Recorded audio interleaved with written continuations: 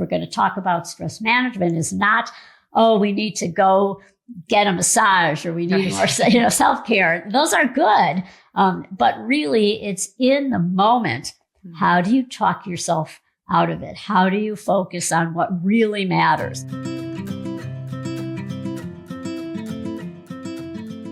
Hello, and welcome to the Push Pause to Heal podcast. I'm your host, Dr. Emily Rodersheimer, and today I have a powerhouse of education and inspiration joining us, Dr. Sandi Scheinbaum.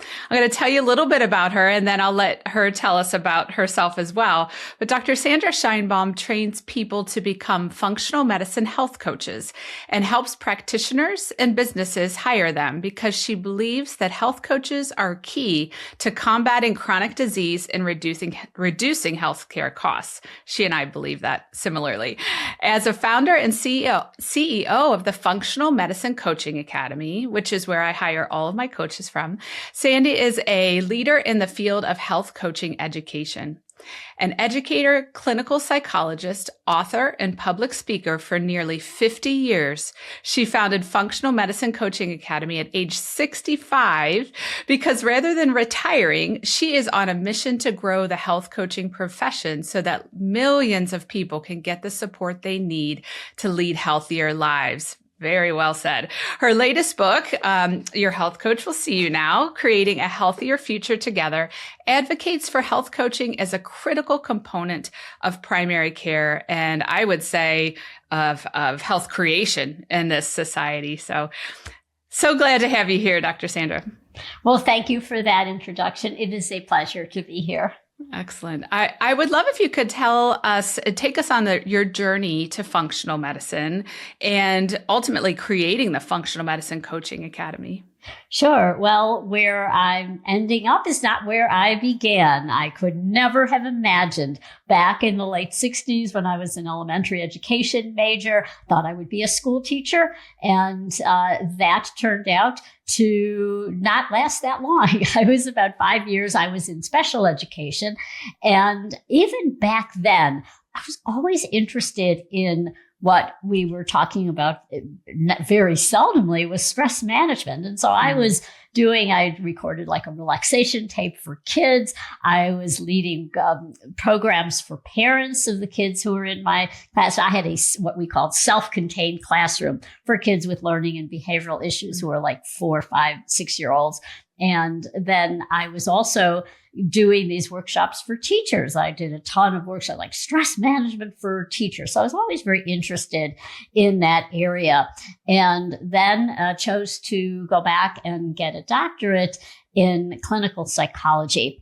But I remember at that time thinking there must be something wrong with me because I'm not a good diagnostician. I would hear all of my colleagues saying, oh, that's like a raging bipolar. And this person is, they were so quick to give a diagnosis. And I just thought, what's wrong with me? Like, I don't come up with these.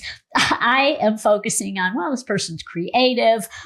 They are really empathic. And I also sensed that there was something that had to do with what they were eating, lack of movement. They were often overweight, sitting on the couch all day, watching television. And so when I did become a psychologist, I was this renegade clinical psychologist. So what I would focus on, the field was health psychology. There weren't very many of us, but I was focusing on mind-body medicine. Again, a continuation of that stress management approach, but helping people with this integration of mind-body. The idea that if you change your thoughts, you'll have a different emotional response. And as a result, that's going to lead to a different physical response as well. And so I was doing things like biofeedback. We did a study of kids with ADD, comparing those who were getting a stimulant medication, Ritalin, versus those who had neurofeedback. And so it was always this field that was more of like, I might say, alternative. And I found out about the Institute for Functional Medicine and became really interested in, I didn't know what that was, but I was always interested in influences of food, for example. And so I did study functional medicine. and was amazed at how root causes, like getting down to inflammatory responses, oxidative stress. And if you change your environment, in other words, what you're eating, how you're moving, whether you're getting good sleep, whether you are prioritizing meaning and purpose in relationships in your life, transforming stress. And so I came back to my roots, which is teaching. And along the way, as a psychologist, I had taught a fair number of courses in psychology of eating and mind-body medicine, psychology of well-being. And so I would integrate, as I drew up the curriculum for FMCA, integrate these various components that I had really studied and helped people in these areas for so many years. And so when the FMCA was created, it was integrating the functional medicine principles with these principles from positive psychology, particularly, and the art of coaching, which really is an art. It is heart-centered. It's a deep relationship that you create with another person so that they feel that they have a partner with them as they embark upon a lifestyle change process. I love that. And so the Functional Medicine Coaching Academy has now been training coaches for how long? Like 10? It'll be, it's a little over 10 years. 10 We're years. going on our 11th year. We started That's with amazing. a small beta class of 26 students. Wow. And now how big of a class do you draw? We typically, we have trained so far about 5,000 around the world, 60 countries.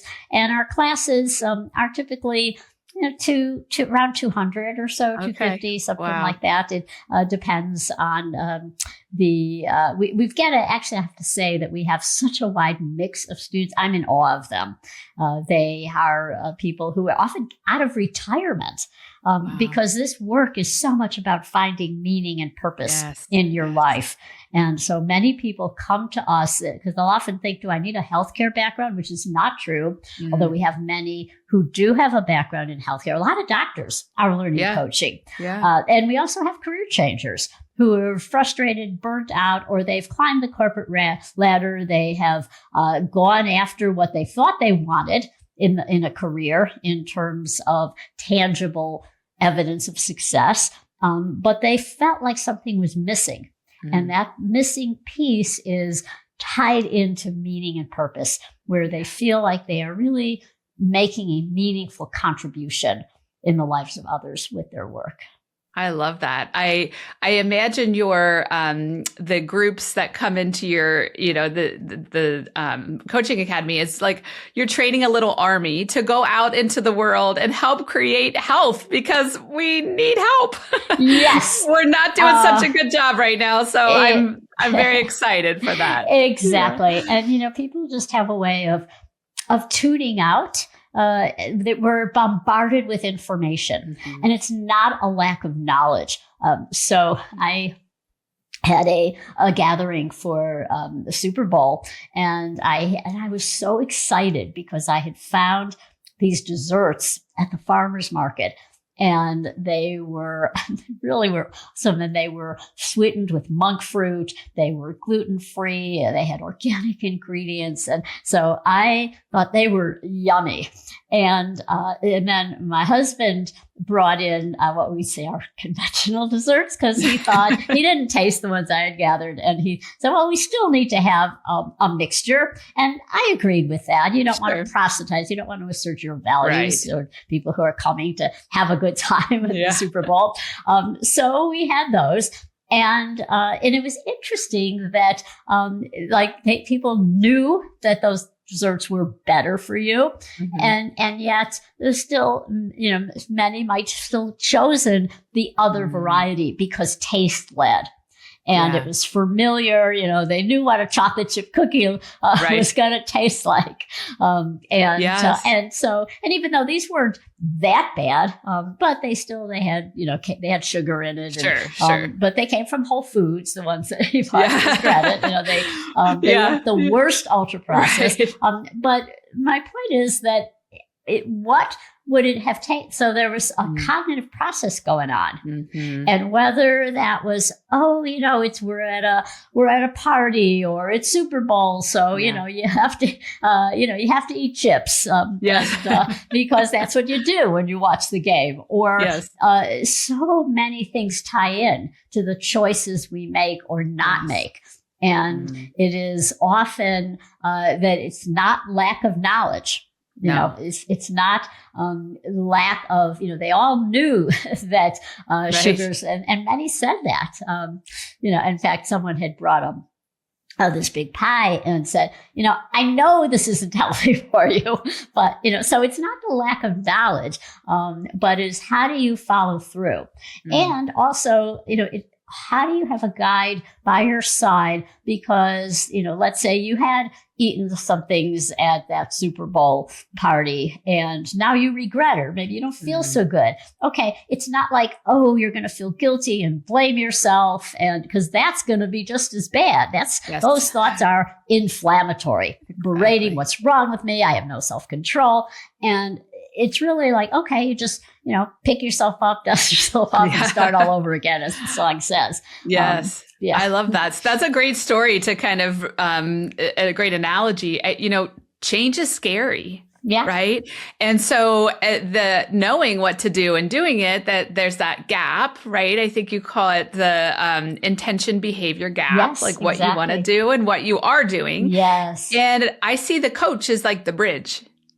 So I don't know. Do you have, how would you define a health coach? Or can you tell us maybe in more than just a few words, what is a health coach? Yeah. So there's a few ways of describing that I have heard that I really like. And that is, a health coach takes you from where you are to where you want to be. And you think of coach like a stage coach. A stage coach would arrive and would horse and buggy. They're going to get that coach would get you to where you want to be. And often where you want to be is hard. So another way of describing it is a health coach helps people change when change is hard, and lifestyle change is hard. So a coach is that support. They are a guide. They can educate. And really it is, I like to think of it as you're not a therapist, because you're not doing psychotherapy in coaching, but you are supporting emotional wellness. And so it is this confidant, this accountability partner. A coach wears many different hats in that relationship. Yes. And the key really is, a coach is a listener.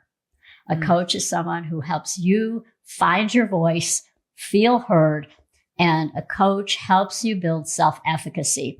And so many studies, I just saw one again. This was looking at the impact of coaching. It was a meta-analysis, coaching on things like anxiety and just overall well-being.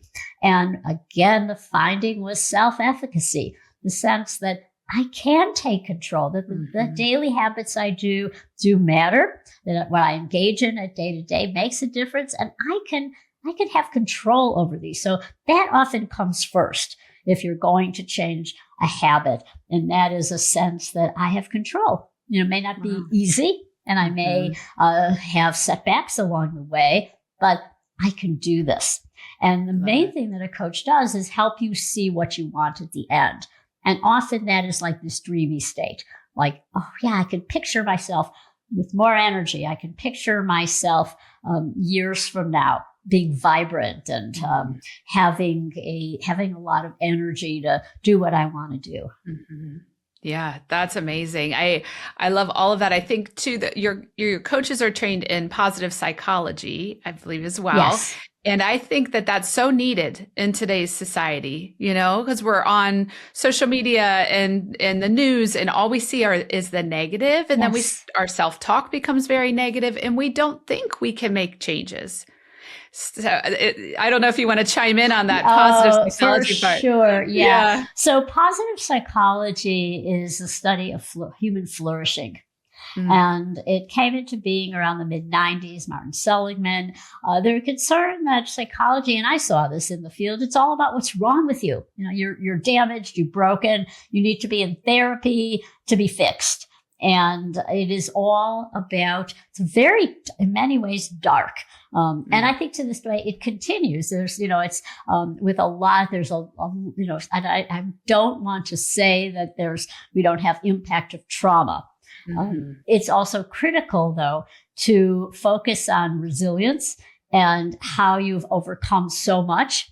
And you have a sense of hardiness that you can't be knocked down.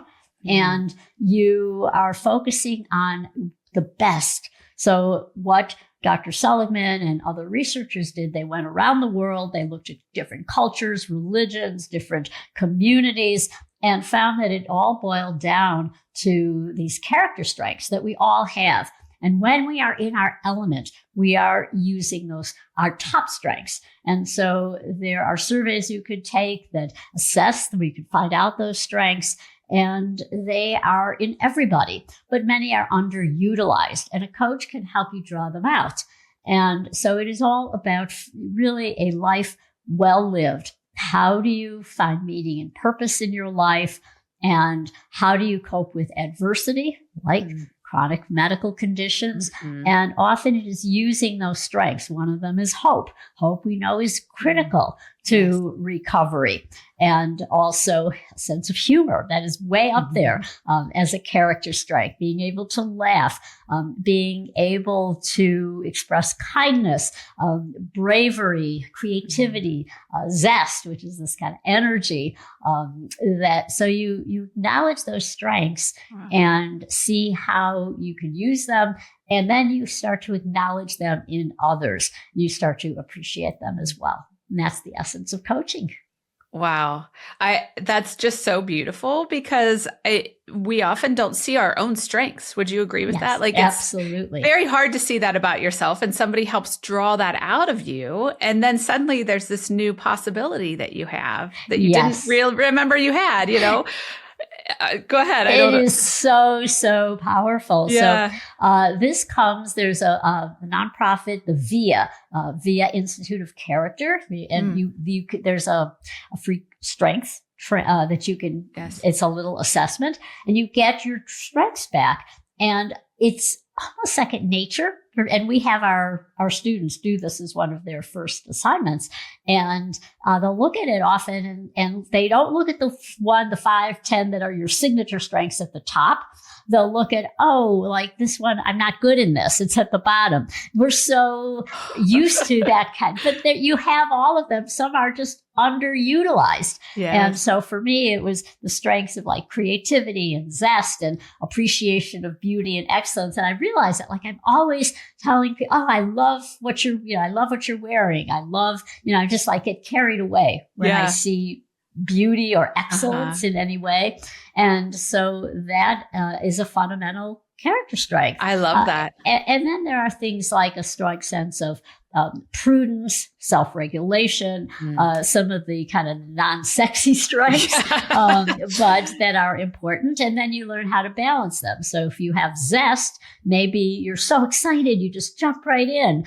And then you need to balance that with prudence or self-regulation, which is like, I better go to bed because I know that, I need to get a good night's sleep. So I'm going to turn off that great show that I'm watching on Netflix, for example.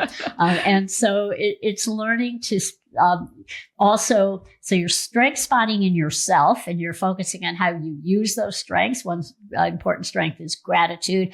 And then you can also do this with children, and you can have these strengths conversations with them.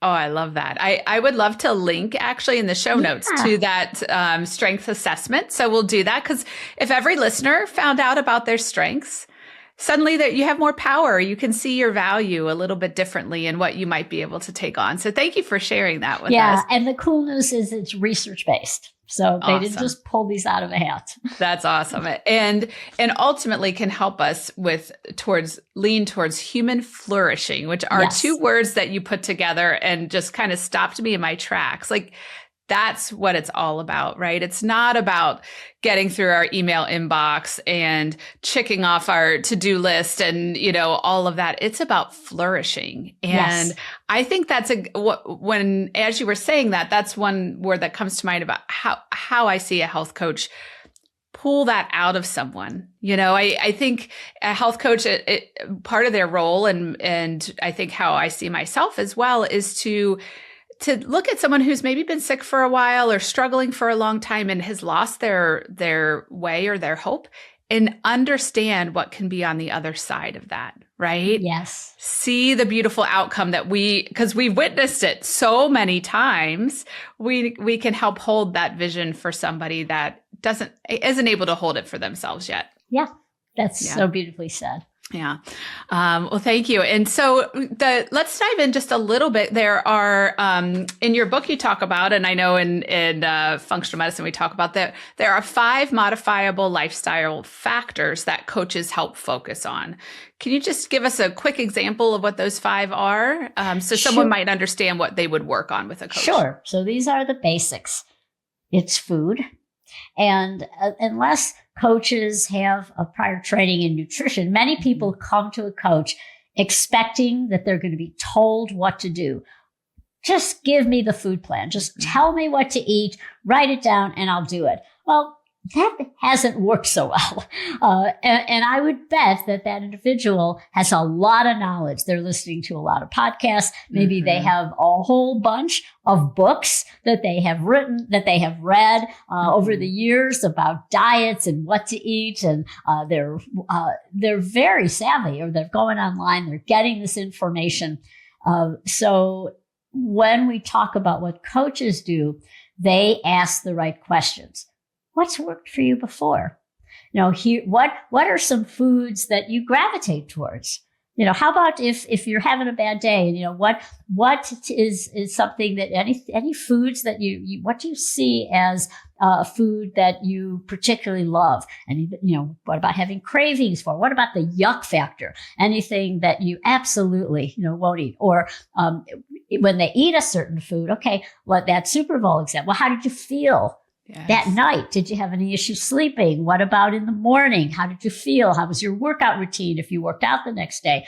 Did you have less energy? Were you more stressed? So they're starting to see those connections. And so coaching it's client-centered. And so it's all about helping that person draw up the food plan for them. And the coach is the guide, may refer to nutritional experts as needed. Mm-hmm. The next one is exercise and movement, and the two are different, but helping people see the critical role. Like, let's say they're feeling kind of down, and then they go for a walk. How did you feel then? Mm-hmm. And so again, it's helping that person become more aware, tracking these behaviors.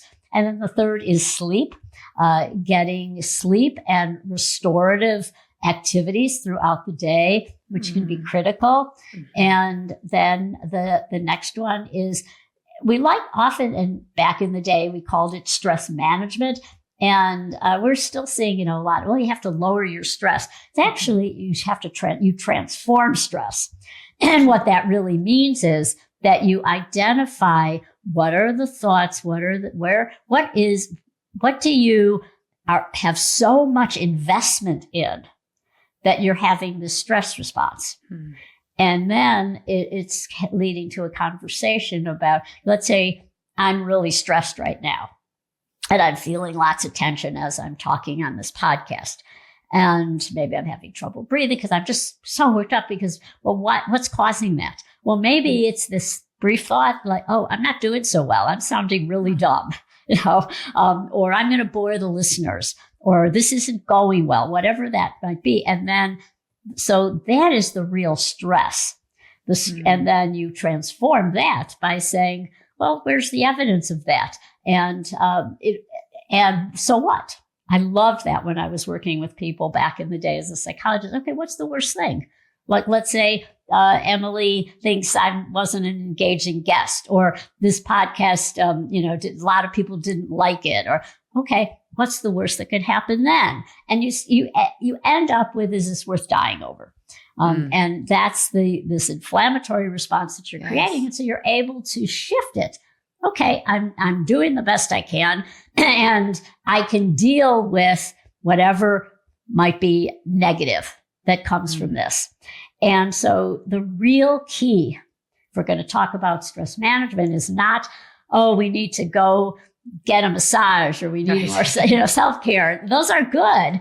But really it's in the moment. How do you talk yourself out of it? How do you focus on what really matters? And there are many different ways of doing that. So that area of stress is really important that coaches can help people address. And then it is relationships. And often those tied into meaning and purpose, community. Are you part of a community? Do you feel connected to others, which is so critical for well-being and health? Yeah. Especially in the post-COVID days, right? It's taken a different look these days. Yeah. Well, thank you for sharing that. That's, so coaches will help with each of those different areas. Yes. Yeah. And I think, so I have a teenage son who I was having a conversation with this morning, and so we were talking about my health coaches. I was telling him about a big win one of my clients had. And he said, well, why can't somebody just, he's 16. Why can't somebody just chat GPT like what they should do and then go do it? Because, and why do they need your health coach? And I think I would love I think we all kind of know a little bit, but in today's day and age, especially, I feel like society is so set up against us to be able to just go make our own change and do our own thing. We really do need, it's lonely. Would you agree to try to be the one doing the healthy thing? Yes, absolutely. Well, first of all, it is increasingly lonely in general. We are so disconnected. There's been some surveys that are done, like people don't have friends anymore and they don't have in-person gatherings as much. They're often, working remotely, or they just are not connected in any way except to their screen. And it's very, very difficult to, you may think these relationships are good, but it's not the same as having the connection, especially in person. And so many of our coaches are actually finding they're going back to in person or offering it or encouraging people to do something in person and as a way to get that connection. And it is also, all of the different tech companies have been or in the process of building an AI health coach. And they're all getting it wrong because if you read further what they're doing, they'll analyze your data, like that's coming in from Apple Health, from your watch, and then they'll give tips, recommendations. But that's not what a coach does. No. That is not the human element. And so people prefer human to human. In fact, Apple just postponed or dropped their plans for an AI health coach. But it is real. And there's a whole generation of who think that, this is okay, or that they're getting benefit from using a chatbot for a relationship. There's actually therapists like this. But, I think there's great risk. And I think there's some signs, small promising signs that we're swinging in the other direction. Home builders have said they're getting requests for a kind of like an unplugged room where they have hardcover, books on the shelf and board games and no Wi-Fi, no phones in there. It's just like record player.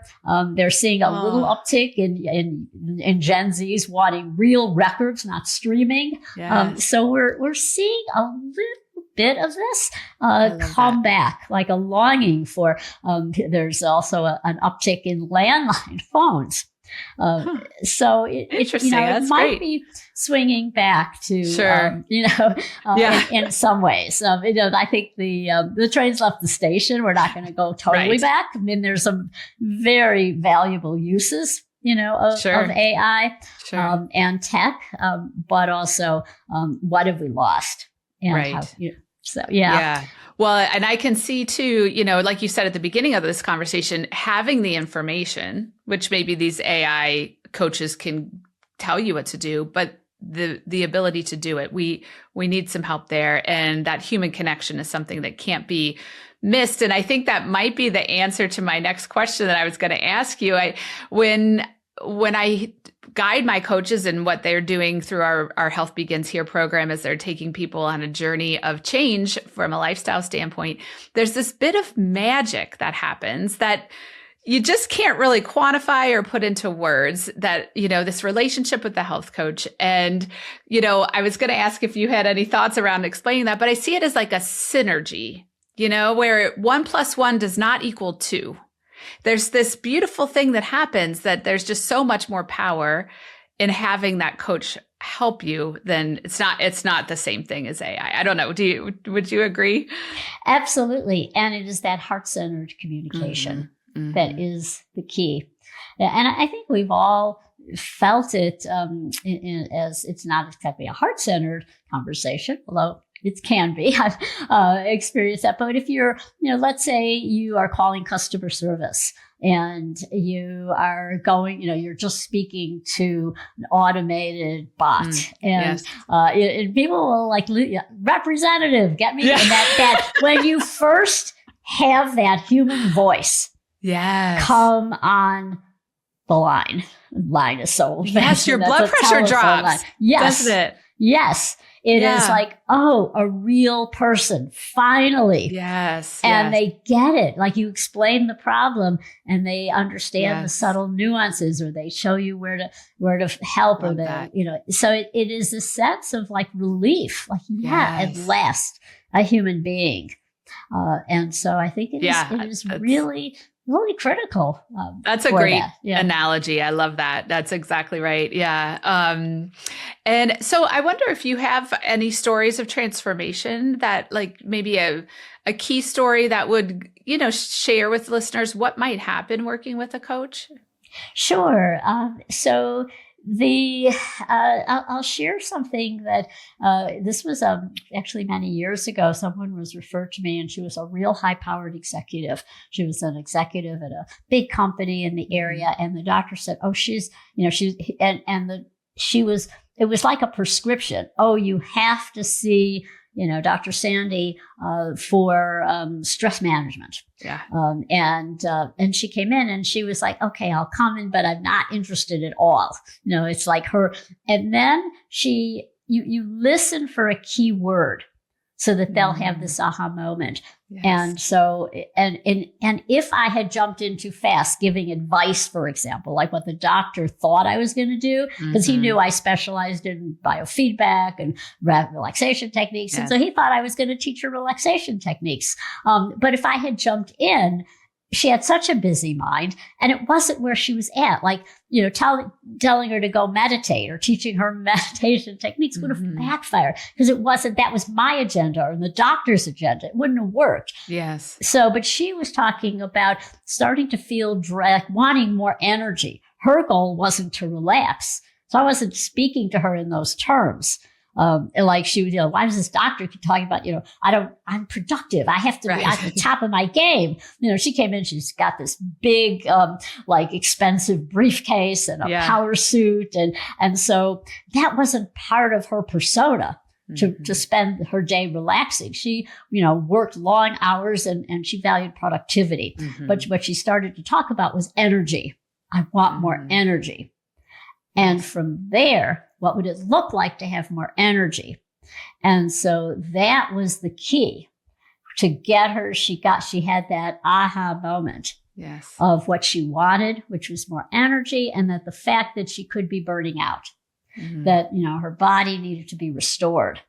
And then that led into conversations about what she wanted. And interestingly, it took a turn.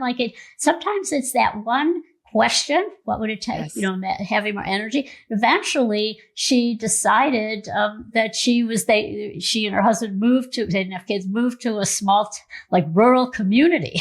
And she was taking up things, like crafts and interested in, wow. But the initial, what would help her get more energy, we talked about the concept of work and play. And so it wasn't go relax. It was play. And if you were to just have a play day, what would that look like? And she loved horses. And so it would be horseback riding. And so it was that it had to come from her. But it was not about, you have to manage your stress by meditating. It's the idea of work and the need for play. Sure. And what worked for her, what was going to draw right. her That's into right. doing it. Yeah. Wow. I love that. Yeah. And that's why coaching, it's so personalized. It is. It really can't be done by a computer. It really can't. Yeah. Yeah. I love that story. I'm so dedicated to my practice in the way we do things because these are the stories of transformation we get over and over and over again. And I actually had to shift my approach to medicine.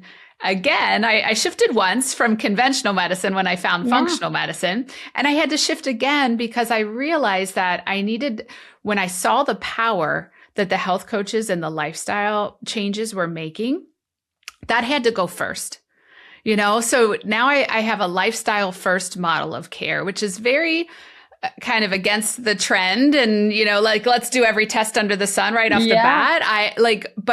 It just sits right with me and we see these tremendous transformations and we build that foundation.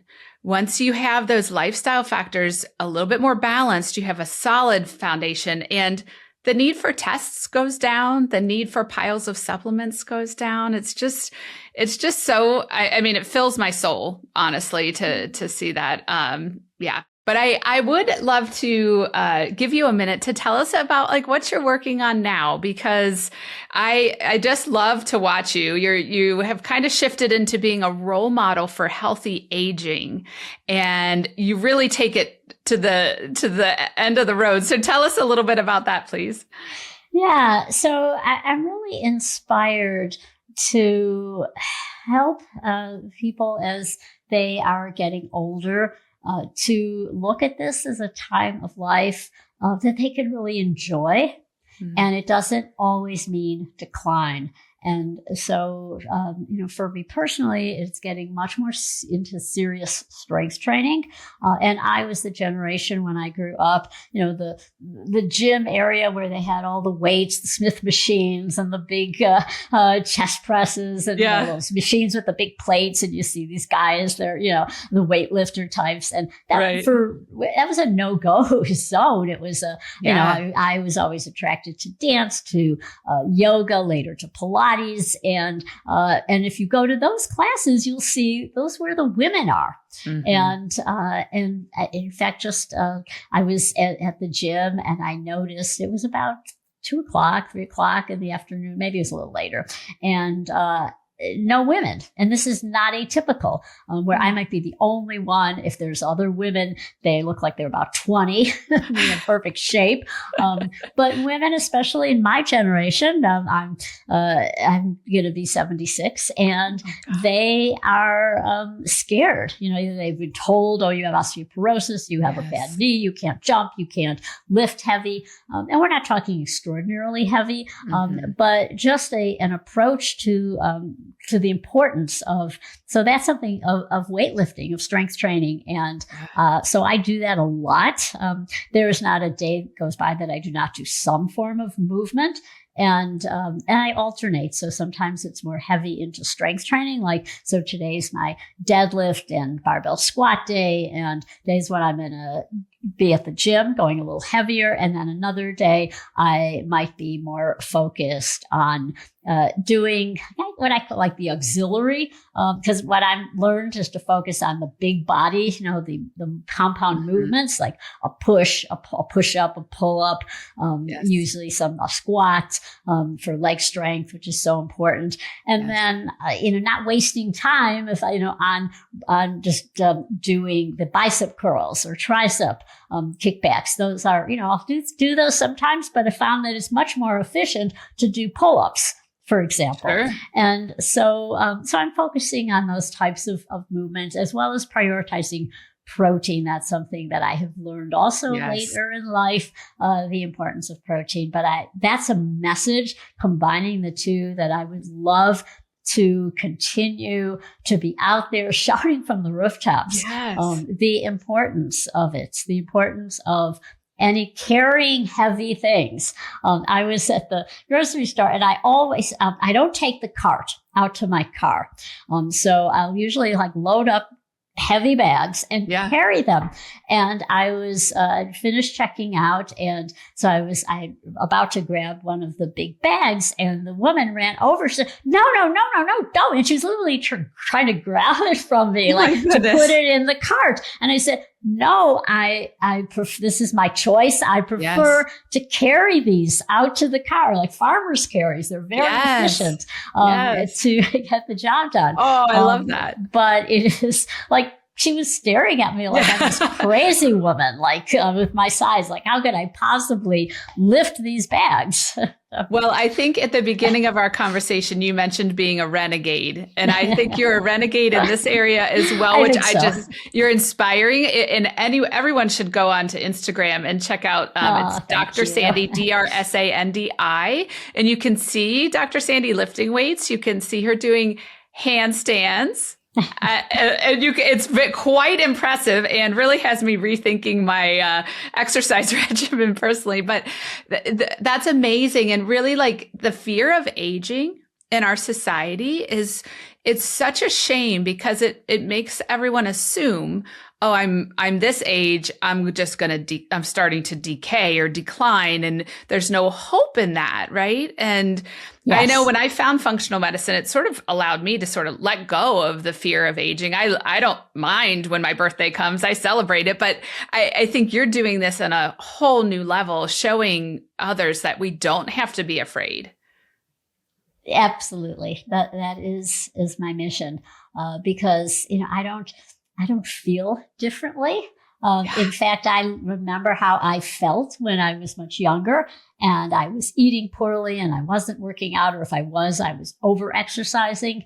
Yeah. And I remember like not having energy as opposed to where I'm at today. Wow. So you feel better at 75 than you did much younger? Yes. 100%. Look what's available, everyone. Please listen up.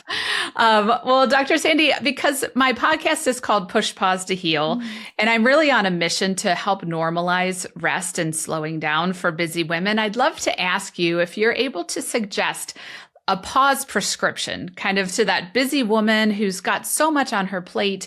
She might be afraid to slow down or feel guilty to take care of herself. What would that look like? Or what would you say to her? Or maybe to your younger self even? I don't know. Yeah, I would say it can be a moment transformation. It's not the big things that we think of. That again, like you need to take 20 minutes and go sit cross-legged and meditate. No. It is focusing on whatever is troubling you, noticing that, and having a sense like this is happening for me.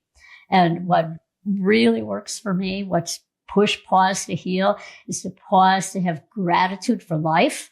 Yes. And I will often think, as my age, there's so many people who are no longer with me anymore. So many friends, for example. And I just think, what they wouldn't give to be stressed about what I'm stressed about in this moment. This is so insignificant. Wow.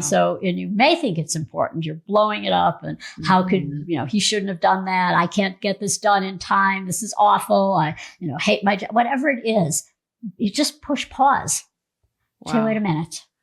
Yeah. I get the luxury of getting upset about this because I'm alive and I'm breathing and I have a choice. How do I want? And then you problem solve. How do you want to deal with the situation?